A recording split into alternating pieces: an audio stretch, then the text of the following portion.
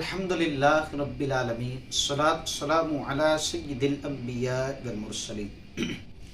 تابعی بزرگ حضرت امام جعفر صادق رحمۃ اللہ علیہ، آپ خوش اخلاق تھے اور حضور علیہ الصلاۃ والسلام کا جب بھی ذکر خیر ہوتا تو آپ علیہ الصلاۃ والسلام کے ذکر خیر کے سبب سے آپ کا رنگ زرد پڑ جاتا اور نماز و تلاوت میں مشغول رہتے تھے اور کم گوئی تھے، یعنی بہت کم بولا کرتے تھے۔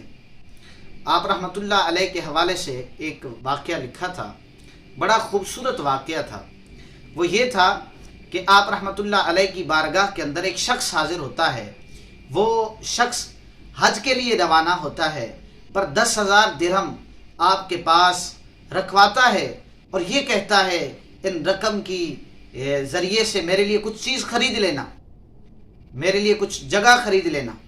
اور اس کے بعد وہ روانہ ہو جاتا ہے۔ جب وہ واپس پلٹ کر آتا ہے تو امام جعفر صادق رحمۃ اللہ علیہ نے اس کے لیے جنت کا ایک مکان خرید رکھا تھا اور اس گھر کی رسید بھی آپ رحمۃ اللہ علیہ نے اس شخص کو عطا فرما دی۔ یہ ایک سلسلہ چلتا رہا۔ جب اس شخص کا انتقال ہونے والا تھا تو اس نے اپنے گھر والوں کو یہ وصیت کی کہ یہ رسید میری قبر میں رکھ دینا۔ امام جعفر صادق رحمۃ اللہ علیہ کی وہ رسید انہوں نے جب اس شخص کا انتقال ہوا قبر میں رکھ دی، اور اس کے بعد ایک دن گزرنے کے بعد وہ رسید اس کی قبر کے اوپر سے ملتی ہے اور اس پہ کیا لکھا تھا؟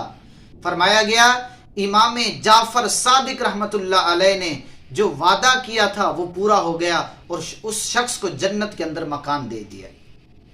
یہ ہوتا ہے اللہ تبارک و تعالیٰ کے بزرگوں کا اور اللہ تبارک و تعالیٰ کے ولیوں کا اور اللہ تبارک و تعالیٰ کے مقرب بندوں کا عمل۔ جو فرما دیتے ہیں، جو کہہ دیتے ہیں، رب ان کی باتوں کو پورا فرماتا ہے، کیونکہ رب کے وہ مقرب بندے ہیں۔ اللہ تعالیٰ سے دعا ہے کہ مجھے اور آپ کو اس پر عمل کی توفیق عطا فرمائے، امام جعفر صادق رحمۃ اللہ علیہ سے سچی عقیدت نصیب فرمائے۔ آج جو ہمارے پاس فقہ ہے وہ بھی امام اعظم رحمۃ اللہ علیہ کی ہے، اور امام اعظم رحمۃ اللہ علیہ کے استاد بھی امام جعفر صادق ہے۔ اللہ اکبر کبیرہ۔ اللہ تعالیٰ سے دعا ہے کہ مجھے اور آپ کو عمل کی توفیق عطا